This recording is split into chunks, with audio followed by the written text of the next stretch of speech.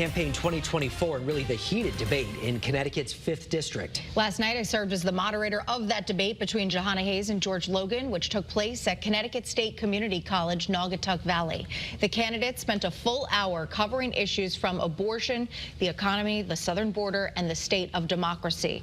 A question about voting in the 2024 presidential election led to this exchange. I cannot, in good conscience, support 4 more years of the bad policies from the Biden-Harris administration. He can't even say Trump's name because, God forbid, he offend anyone in National Republicans. They'll stop funding his campaign.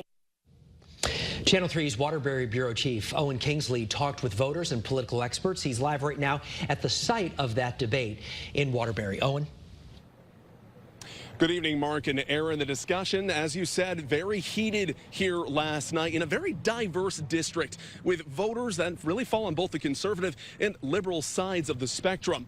This debate we saw last night was really the only chance for voters in this district to see these two candidates on the debate stage before Election Day, which is now just 26 days away.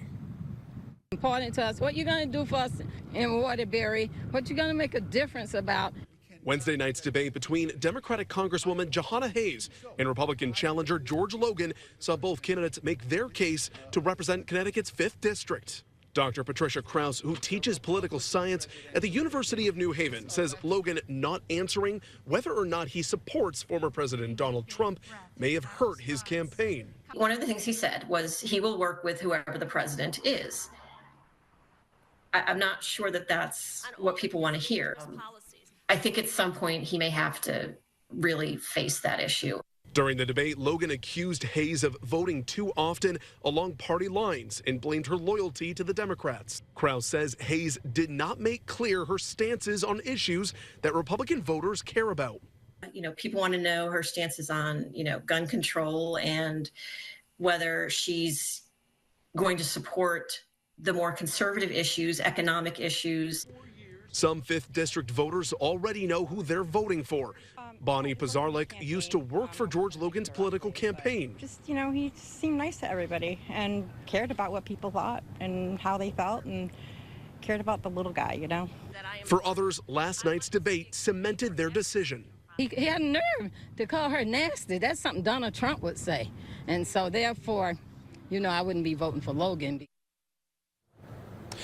This is a rematch in the 5th District from 2 years ago when we saw Hayes just slightly defeat Logan in just about 2,000 votes in that election we saw in 2022. Dr. Krause says it was because of how close that race was that this makes this the most important race for Congress in the state of Connecticut.